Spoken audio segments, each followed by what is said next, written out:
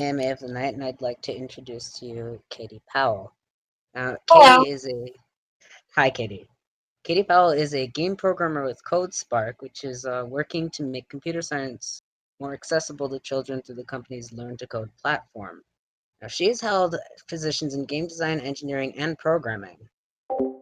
She received her bachelor's in science in, I believe, computer science and games from the University of Southern California. Is that right? Correct. All right.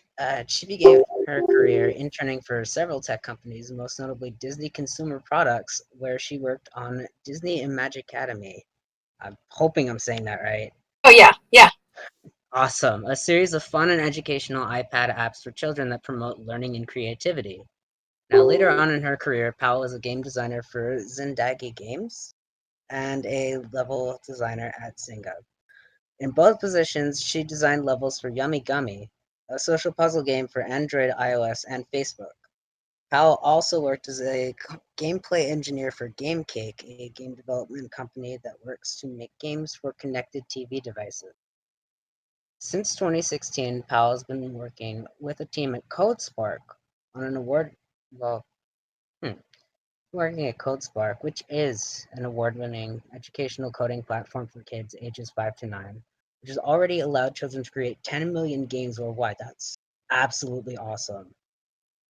Now, in the CodeSparks app, the Foos, Powell programmed new mini-games, including the puzzle game Pet Stacker that teaches stack and queues. Within the game, Powell has also created new features, most notably Pet Pals, which allows kids to learn automation and collect virtual pets. Wow. Like, I am reading through all of this. This is absolutely fantastic. Oh, thank you. It's, yeah, I mean, I, not that I do anything at this level, but I've done a little bit of mentorship with our own GSP program over here, and it's just an absolutely fantastic thing to watch people, especially young people, learning a lot of computer science concepts for the first time and watching it sort of like click in their head. So I'm curious, how did you find out that this was sort of your field of passion? Yeah. I mean, when I was in high school, I was, doing the whole what do you want to be when you grow up? What do you want to, study in college? Um, and I realized I'd been playing video games my entire life. But also I'd been working on creating web pages since I was about 10 years old. And so I was making my own web pages, making web pages for my local theater or um, different clubs at school. And so I realized at some point it clicked, like I could use my knowledge of technology that I've been using for web development for so long and put it towards creating games, which I had loved my entire life. Um, and so that got me into computer science, that got me into game development in general. Um, and then in college, it was my last couple of years of college. I got on a project called Social Clues that was uh, it was an app for kids. It was a game for kids that taught social skills to autistic children, basically kind of gamifying the communication process. So kids like ages 4 through 7 who might not, understand how conversations work or have that like uh, conversation skills that come naturally to other kids, they could play through the game and kind of get a chance to practice conversations. And it was at that point that I realized that I loved games for kids, educational games, and I've kind of been going on that path with some diversions, but educational games is really my passion ever since. Yeah. I mean, I'm a terrible fan of puns, so that just got me social clues. Yeah. um no, wow. I guess something I'm really curious about is just if there was one thing along your learning process, of going from this sort of putting together web pages for your local community theater all the way through your experience now with app development, what would be like the sort of one big thing that you wished that you'd seen sort of in your own learning process? Oh, something that I wish had been a part of my learning process that wasn't. Yeah, Uh, something that I always wanted more of was to see more women in roles that I was aspiring to get to. I'm still at that point now that I'm a mid-level gameplay programmer, and I'm looking up and seeing like lead gameplay programmer or lead programmer positions, and every time I find a front end programmer who's a woman, I'm like, I have to connect because I feel like we're rare still. Like it's getting better. Definitely, it's getting better. Um, but I feel like there's still not enough female role models in gaming, and I would love to see more of that. definitely. It's really nice seeing all of the sort of initiatives that have been going on for women in tech, but there's always still progress to be made within that field. Absolutely. Yeah. So, and also just to remind everyone, you're allowed to ask questions. You're encouraged to ask questions. We have our panel questions channel set up. If you have any, just sort of drop them in there whenever and we'll get to them. So I guess going off of that, do you ever find that you get the chance to sort of put in representation maybe through apps that you're working on? Just Yeah, to, yeah, yeah. I mean, specifically in CodeSpark, um, I've been able to lend my voice to the characters that we show in our games. And we're already, CodeSpark is already a company that's heavily focused on creating that gender equality in programming at a young age. And so we make sure that all of our games kind of hit that wide range of kids, whether it's kids that love the nature, or the nurturing aspect of games, or collection, or puzzle solving. We try and make sure that the game um, applies to all those different play styles, but also in the characters in the game. Some of our games feature male or female protagonists for the mini games. We just did a Creatifu section that allows kids to make their own avatars. And that was a big opportunity for all of us to kind of double check and rethink the representation that we were showing in the game, in terms of making sure that we allowed kids to make avatars that represented themselves, no matter where on the gender spectrum, where on the racial or culture spectrum the kids were coming from. I feel like we could always do better, because we had like a limited amount of assets that we could put in. So I'm like, we can't do hairstyles from every single culture, and that bugs me. But no, it doesn't bug me because there's only so many bites we can fill. Yeah, I've been trying to be conscious of that whenever I'm in meetings regarding different characters that we're presenting, different avatar options, different play styles, making sure that any kid who comes into the game will feel comfortable playing the game, whether they're making an avatar or playing the game. Yeah, that's really important. We actually just had a similar discussion touched on in our own server. Someone's been trying to create avatars, and I brought up a point. Personally, I think it's great when there is a sort of variety of options that can be chosen from, because it helps with that sort of extra sense of immersion, and it helps to see yourself sort of reflected back as, yes, I am a valid thing that can exist within the world of this game, and Absolutely. therefore, right. Um, what was the next question I had? I had too many questions. That's what happens. ADHD. So have you ever gotten sort of direct feedback from someone who's used the app of just sort of the impact that it's had on them? 'Cause I mean, I would imagine so, but I'm sort of curious to hear if there's any in particular that sort of really stood out to you. Yeah.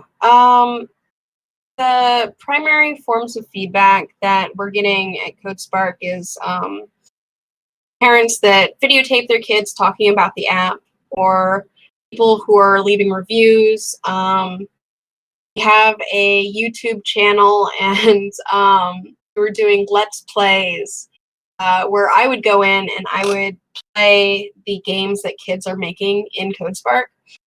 And we had kids writing comments saying, like, I want you to play this game. I want you to play this game. I want you to play this.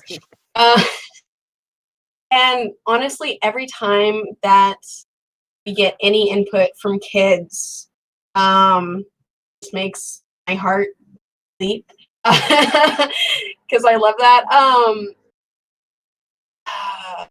Some of the best are the kids who can tell you everything about the app, everything about the game.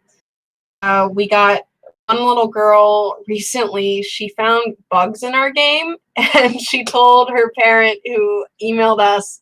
We fixed the bugs and then we sent her a care package to say, like, thanks for finding these bugs, thanks for speaking up. Like, you're doing a good job as a player and as a creator and as a part of this community. And her parent took a video of her opening the care package, and she had a plush of one of our characters, and her grandmother asked, now who's that character? Is he a good guy or a bad guy? And the girl just went on this whole story, telling one of the stories that we tell in the game. And she was going like on and on and on, and of course the parents were like, oh yeah, cool, glad you know that, that's great. But I was realizing, like, she's playing the game, she's immersed enough that she loves telling the story, she loves talking about it. And I love those moments of seeing kids, they're like so excited to talk about something, they're so excited to share their experiences with this game. Makes me feel like, I'm living that dream. Um, when I think about myself as a child and being very obsessed with Pokemon, or very obsessed with Metroid or Kirby, and trying to tell my parents how excited I was about it, and now seeing kids doing that, that's very encouraging. Oh man, that's a trip down memory lane. I'm so happy to hear that. That also actually segues really nicely into first question from the audience. So Nick asks, so talking about education and gaming, you might be familiar with the old stereotype that is that video games are not the right path to success as for students as they look towards their future. What about your work do you think is helping to change this stereotype in the present, and where do you see video games in early to middle school education now and in the near future?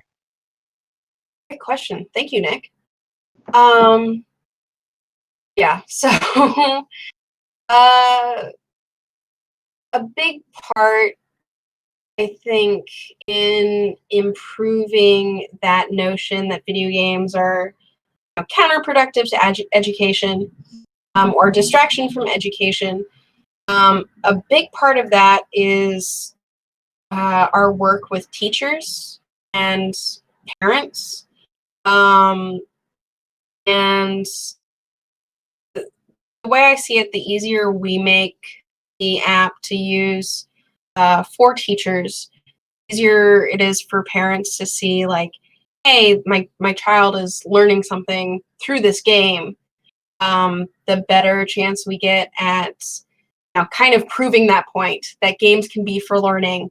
Um, Games can be for education. You can learn, and it's not just a distraction. It's not just negative. Um, Another big part of that, I feel, you're it's kind of a two-way street. If you want to convince educators and teachers that the child is learning something through games that they would not learn as easily, or that they learn a different way without games.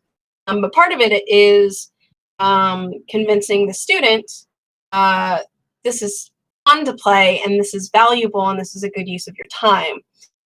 And so games that kind of strike that balance of the kid doesn't realize that they're learning, they just realize that they're having fun. But also the parent can see, like, oh, they understand logic now that they've played through the game, or oh, they made something using a system that they learned as part of the game. Um, it, as creators, we kind of have to fill both of those um, requirements, and sometimes it's hard to prove to parents. Um, Sometimes it's hard to prove to parents, your child is learning, and not make the game feel boring. Yeah, it's a balance that you kind of have to strike. I think we're getting there. I think more and more parents are seeing the value of games. More and more teachers are seeing the value of games, and part of that is that you're getting more parents who grew up with games are now raising children, and they love games. And so any chance they hear, oh, my child can play a game and also they're learning, and I love games and I can share my love of games with my child. That's because more parents are gamers. It's kind of opening that field a little bit more than it used to be in years past. Definitely. Yeah, it's funny actually. Both my parents grew up with games. My dad actually dabbled in game development for quite a while, but Ooh. my parents had two very different reactions. Um, I only found out that my mom was in fact a gamer, as the kids say, because stumbled across her magic cards one day. She was Oh my quite. god! Your She was. mom, your mom played Magic the Gathering, and you didn't know until recently. It was a few years back. Oh Um, wow!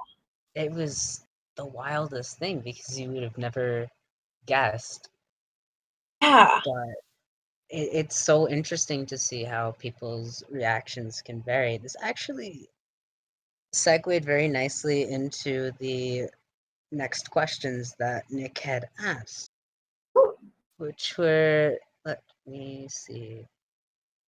So he asked, if I was a teacher looking to potentially incorporate games like the ones that you're helping to create into a basic curriculum about coding/programming, what would you say to this teacher to maybe convince this teacher that playing this video game will help to enhance their students' educations, which you did start touching upon? Is there anything you'd like to sort of add within that?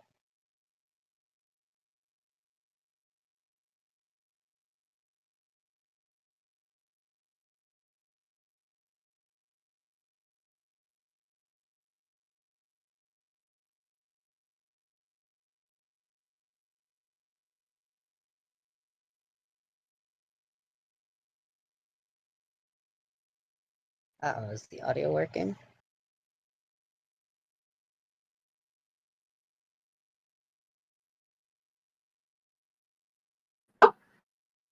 Oh, now we can hear you. Okay. Hello? Awesome. Alrighty, so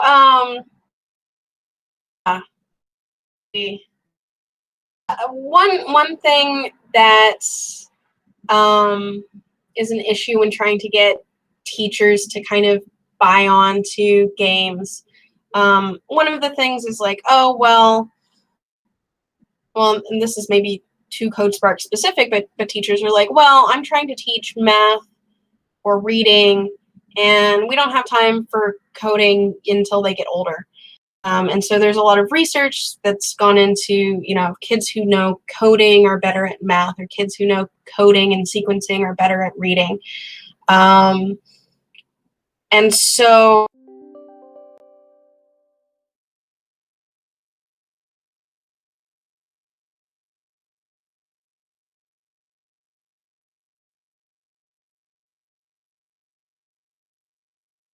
I think we might have lost you again.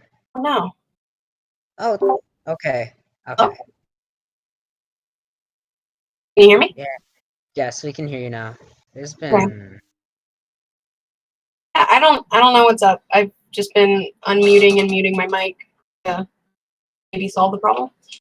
yeah. Well, we can hear you now. So Okay. So continue. research does a good job. But also just kind of seeing the products in action. I've been to teacher conferences or technology conferences. And honestly, the best selling point is when a kid comes up to the booth and we have iPads on the table and a kid just like starts playing.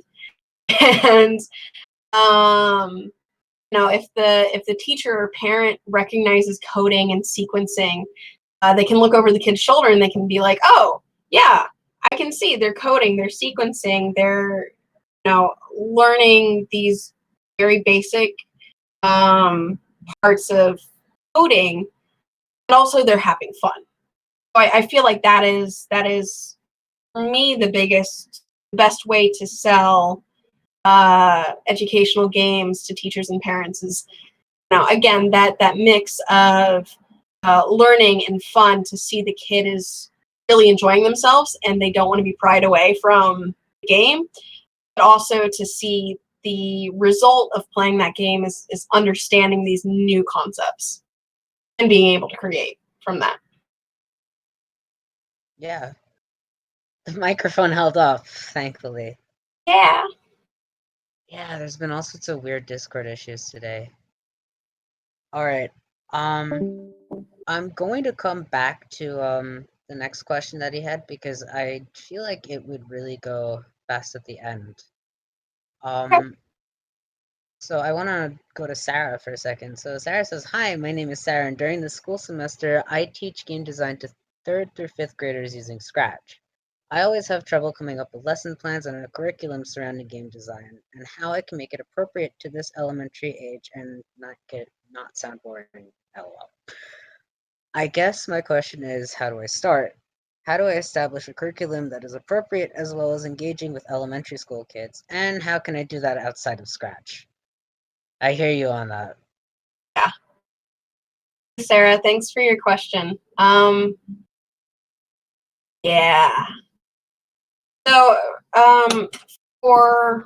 not to do a selfless plug, but with CodeSpark, we're kind of the level beneath Scratch, and we're free for schools and for libraries. And so we are the pre-linguistic, like pre-Scratch development tool. If you're looking to, make it age appropriate and you're looking to age down from Scratch, it might be a possibility for you. For me personally, I used to teach at like tech camps.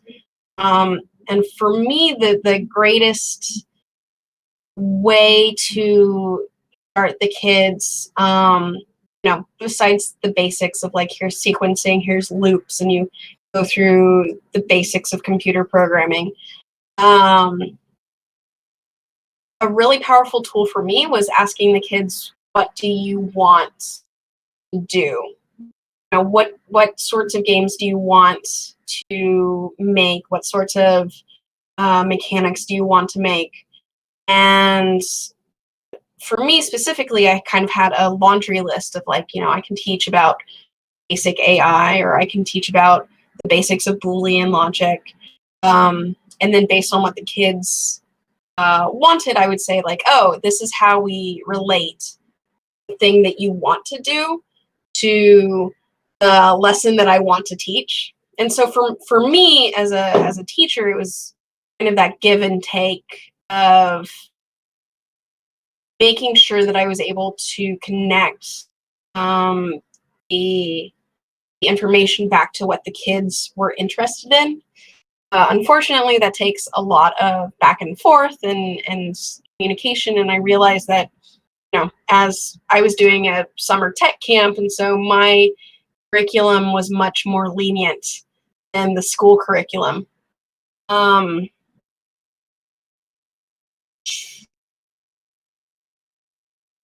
Yeah, there is not enough resources for teachers. I mean, Spark has resources for teachers, and we have, curriculums and lesson plans and those sorts of things. But I feel you. I feel like there's not enough resources to say like, oh, you want to teach this concept to this age range. This is your app for it. So I can tell you, we have our own lesson plans and curriculum and stuff like that. But yeah, there is this lack for teachers to find the right application, the right game for their specific age range. And the unfortunate thing is, a lot of the times you have to, do a lot of playing of educational games to figure out, do I want my students to use this? I'm sorry that I'm not answering that question better or giving more advice, just to say like, I wish that there was more, so that teachers didn't have to do all that work of playing through all the games and seeing what works for them. Yeah, it definitely sounds like there's a really tough balance involved there, especially when you have larger class sizes and you have a curriculum to stick to. Yes. That's stricter. Oh man. Um, so let's see. We had a couple more questions from Nick, actually. I kind of want to combine these two together. So he had asked earlier, because he says as an educator himself in the esports industry, he's actually actively trying to provide the opportunity for success to peers and students who succeed in ways that weren't available to him when he was younger. And so he says, what advice do you have to give in regards to providing these opportunities as someone actively working in the video game industry? What advice do you have for students trying to rationalize to their parents that you can succeed in playing video games, which was also touched upon earlier. He had a secondary set of questions asking about some of the pros and cons of working as a female programmer, some things that could change and should change, and how we can actively work towards building a better environment for success in this industry. I realize that these are not related just yet, and so I actually have a question on top of that, which would be if there's one piece of advice that you could give to uh, young girls that are looking to get into this industry, what would it be? Oh gosh, there's so much there. I know it's Yeah. so much. So I want to. So for young girls entering into the industry, and for young kids as a whole, not just girls, I would suggest jumping in and beginning to create. Whether that's through a program like CodeSpark or Scratch or any of the other gaming, learn to code apps out there, or Roblox. No matter how you're going about it, start creating, because the more that you create, the more you understand what you like, what you don't like, what you want to change about games, what you want to change about design, what you enjoy creating, what you want to learn more about. And it doesn't matter what you create. I mean, it does in that you want to create, things that are important to you.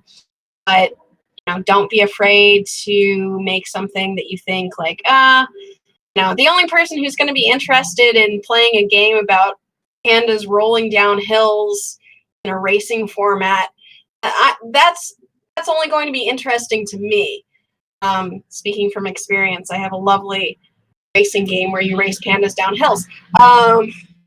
But even if you think, oh, I'm the only one who's going to be interested in it, make it. Because at the very least, you'll have made something that you wanted to be in the world, and now it is. You've learned a lot. You've learned a lot about yourself. You've learned a lot about coding, or design, or music, or art, or whatever skills you're using to make that. Or kind of convincing your parents that it's an applicable field of study. I was fairly lucky in that my parents were pretty open-minded. My dad was an engineer, and so the moment that I said I wanted to go into, a science-based field, he was like, "Ooh, do it! I support you." He was also a big fan of the Game Boy, the original brick, and a big Tetris player. So it's like, "Oh, you're gonna make games? I play games. I get it." But I mean, this applies to no matter what you want to get into. I know artists or writers, even musicians that they want to get into their field, and their parents are like, "No, become a doctor, become a lawyer, do this, do that, do the other." It's hard, and there's no one answer. Yeah. I've seen a lot of friends having to go through, tough talks with parents and saying like, "Hey, I know that I want to learn this. I know that I want to do this. I know that I'm good at these things," and kind of have to prove yourself to your parents in a way. And working on projects can help with that a lot. Showing your parents like, "Hey, I really want to learn art, and look at this art that I've created. I really want to learn coding, and look at this thing that I've created." That helps, but that's always a hurdle to get over. What was the other one? Advantages and disadvantages to being a woman in the games industry? Yes. I believe specifically as a programmer. As a programmer. Oh god. Well, I mean, disadvantage goes back to what I was hitting on earlier, is I wish that I had seen more role models, female role models, and just because the saturation of programmers in this industry is highly saturated with men. It's not that there aren't wonderful women programmers out there. It's just, the ratios are off. That's not definitely a disadvantage that I keep running into, is like, I wish that I could see more female role models in the roles that I want to get into. And it can be really frustrating. It can also be really frustrating. I was at a company that shall not be named, and they, Oh boy. yeah, you can guess with that one if you want. It doesn't matter if you do or not. It's fine. They said, they had, I don't know if it was like a social media thing or an email thing or whatever, and they sent around this email only to the women at the company. The programmers, the analytics, the artists, just the women. And they said, we want you to look at this to, make sure that we're hitting our target audience correctly. And that was weird. It was okay. I might be showing my cards a little bit, but the games were for games were like puzzle match 3 sort of things. And I point to one of our art leads, and I'm like, that man has been playing these games for longer than I have.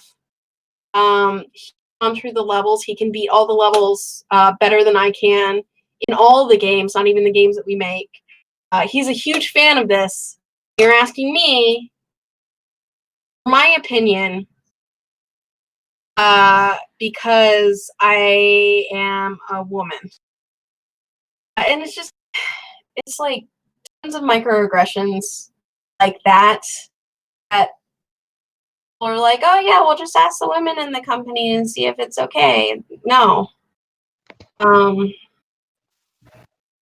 Yeah. Yeah, That was awesome. Yeah. yeah. Sorry to interrupt. Oh no, it's okay.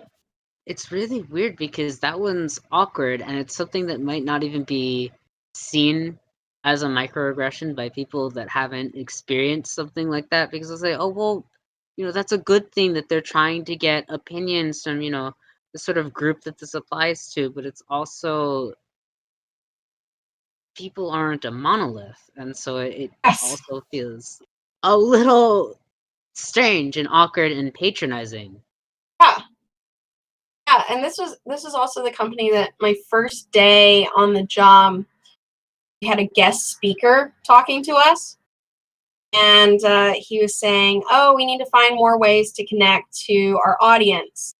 And you guys are doing such a good job. I see that one of your newest hires is a woman." Oh wow. I was like, I thought I was hired for my game design knowledge, but now I'm figuring out it's just because I'm a woman. So that's cool. Oh my goodness. So it is actually after 10. I would love if you stay in this call if you have time. We're just going to cut the stream now just for time constraints. Oh But yeah, of thank you course. so much for being here, and thank you for, answering all of these questions. It's Yeah. really helpful. Thank you guys for having me. Thank you for all of your questions. The people who posted questions, and it's good to be here. Yeah, Katie Powell, everyone. Thank you.